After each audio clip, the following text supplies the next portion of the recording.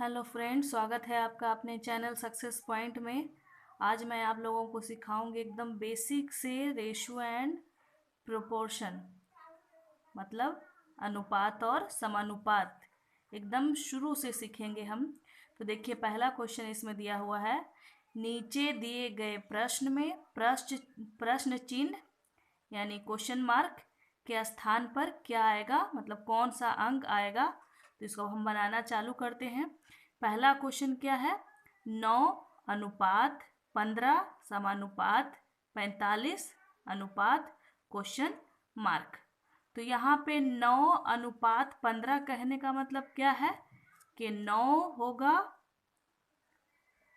और क्या, अनुपात का मतलब होता है बटा 15। अनुपात कहने का मतलब भाग, उसका भाग निकालना है। और समानुपात कहने का मतलब बराबर। फिर से आ गया 45, अनुपात कहने का मतलब बटा, मतलब भाग। और यहाँ पे क्या है, क्वेश्चन मार्क। तो हम इसको क्या करेंगे, क्रॉस मल्टीप्लाई कर देंगे। तो हो जाएगा 15 गुना 45 और फिर बराबर का निशान ये वाला, और फिर अभी ये दोनों में गुना होगा, 9 गुने क्वेश्चन मार्क। तो हमको निकालना है क्वेश्चन मार्क का वैल्यू। क्वेश्चन मार्क बराबर कितना होगा, 15 गुना 45 और बटा 9। अब काटेंगे, 9 पचे 45, तो ये हो जाएगा 15 पचे 75। मतलब क्वेश्चन मार्क जहाँ पे होगा वहाँ उसका वैल्यू क्या होगा, उसके स्थान पे क्वेश्चन मार्क के स्थान पे आएगा 45। मतलब आंसर हमारा हो जाएगा 9:15 समानुपात 45 अनुपात 75। क्वेश्चन मार्क के जगह पे हो जाएगा 75। इसी तरह से हमारा दूसरा क्वेश्चन है, इसी तरह से बनाएंगे। 45 अनुपात का मतलब बटा क्वेश्चन मार्क, समानुपात का मतलब बराबर 3, फिर से अनुपात तो फिर बटा 2। फिर से क्रॉस मल्टीप्लाई करेंगे, 3 को मल्टीप्लाई करेंगे क्वेश्चन मार्क से, बराबर होगा 45 गुना 2। क्वेश्चन मार्क का वैल्यू निकालना है। क्वेश्चन मार्क बराबर लिखेंगे 45 गुना 2, और यहाँ जो गुना है वो इस तरफ आके बन जाएगा भागा में, बटा के नीचे। अब काटेंगे, 15 तिया 45, तो क्वेश्चन मार्क का वैल्यू आ जाएगा 15 दूनी के 30। हमारा आंसर कितना होगा, 30। मतलब इसका पूरा जो वैल्यू होगा 45 अनुपात क्वेश्चन मार्क की जगह पे कितना वैल्यू आया है, 30। 30 समानुपात 3 अनुपात 2। उसी तरह से हमारा अगला क्वेश्चन भी है, उसी तरह से बना लेंगे। 8 अनुपात का मतलब बटा 10 समानुपात मतलब बराबर क्वेश्चन मार्क बटा 4। फिर से क्रॉस मल्टीप्लाई करेंगे, क्वेश्चन मार्क को 10 से गुना करेंगे, तो हो जाएगा क्वेश्चन मार्क गुना 10 बराबर हो जाएगा 8 गुना 4। क्वेश्चन मार्क का वैल्यू निकालना है, इसलिए क्वेश्चन मार्क को अलग लिखेंगे, 8 गुना 4 और बटा 10। काटेंगे, 2 दूनी के 4, 5 दूनी के 10, अब नहीं कटेगा। क्वेश्चन मार्क बराबर हो जाएगा 8 दूनी 16 बटे 5। इतना आंसर होगा, या इसको पूर्णांक में लिखेंगे, 5 तिया 15, एक शेष बटा 5, 15 1 16। क्वेश्चन मार्क का वैल्यू आ जाएगा 3 पूर्णांक 1 बटे 5। ये हमारा हो जाएगा आंसर। अगला क्वेश्चन है हमारा, यदि a अनुपात b बराबर 2:3, b अनुपात c बराबर 4:5, तो a अनुपात c का मान क्या होगा। तो a अनुपात c का मान क्या होगा, a अनुपात c कहने का मतलब a बटा c का वैल्यू क्या होगा। यहाँ भी a अनुपात b कहने का मतलब क्या है, a बटा b। देखिए a और c कैसे आएगा, अगर इसमें क्या दिया हुआ है, b अनुपात c मतलब b बटा c। अगर b से b गुना करके ऐसे काट दें तो a बटे c का मान निकलेगा। बी से बी गुना करने पे तिरछा कट जाएगा, बच जाएगा ए बटा सी। इसी का तो वैल्यू हमको निकालना है। तो ए बटा बी कहने का मतलब कितना है, 2/3 इसका मान दिया हुआ है। और बी बटा सी कहने का मतलब कितना है, बी बटा सी कहने का मतलब है 4/5। तो ऐसा करने पे किसका मान निकल रहा है, ए बटा सी का, क्योंकि बी से बी कट रहा है, बच रहा है ए बटा सी। तो इस प्रकार से हम वैल्यू निकालेंगे। तो यहाँ पे कोई भी अंक कटने वाला है नहीं है, तो इसको क्या करेंगे, गुना कर देंगे। 4 दूनी 8, 5 तियाई 15।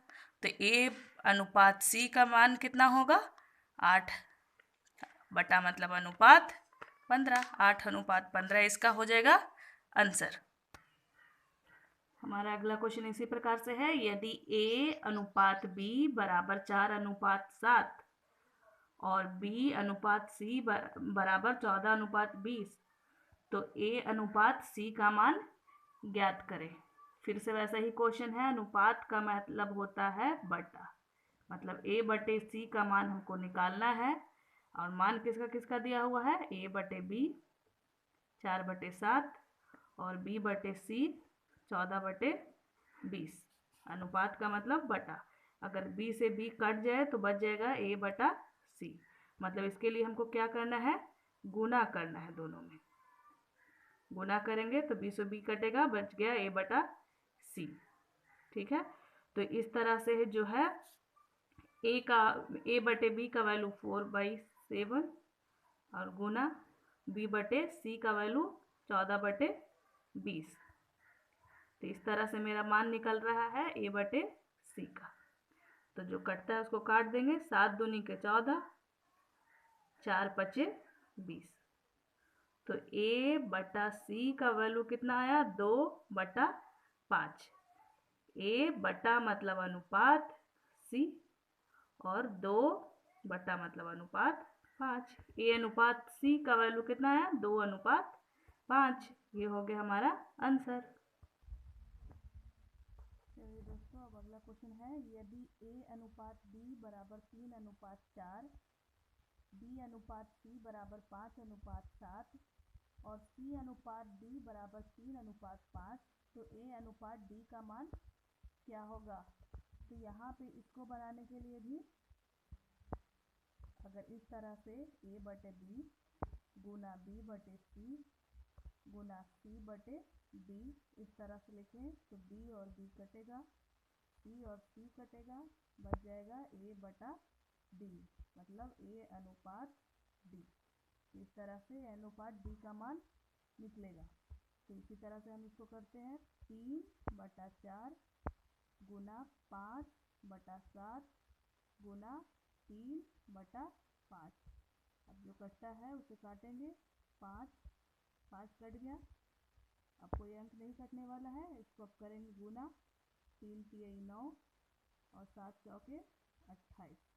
तो इस तरह से हमारा आंसर होगा a अनुपात d का मान जो होगा 9/28।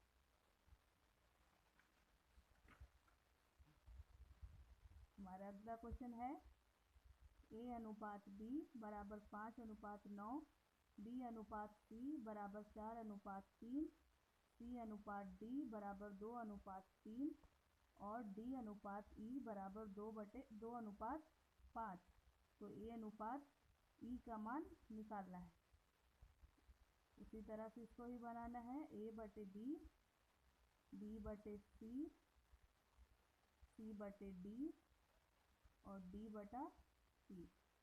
अगर लिख के इसे हम d से d इस तरह से कट जाएगा, c से c कटेगा, d से b कटेगा, तो हमारा a बटा e का मान निकल जाएगा, मतलब a अनुपात e का मान निकल जाएगा।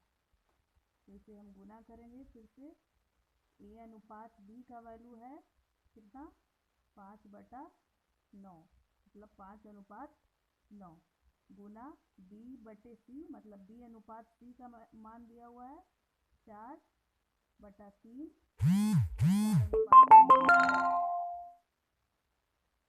c अनुपात d का मान है 2/3 D अनुपात E का मान दिया हुआ है 2:5।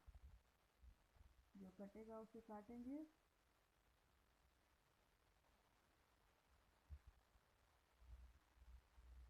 यहाँ पे कटने वाला अंक कोई नहीं है तो सबको कर देंगे गुना।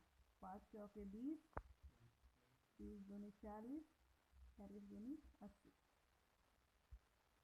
और इसे भी गुना करेंगे। 9 नमे 81 और 81 25 गुना करेंगे 405। तो इसका मान आएगा, 1 मिनट, 5 से 5 कट रहा था, 5 से 5 कट रहा था। तो अब फिर से गुना करना पड़ेगा। 2 दूनी 4 चौके 16 और बटा 81, मतलब 16:81 का आंसर है। वीडियो देखने के लिए थैंक यू।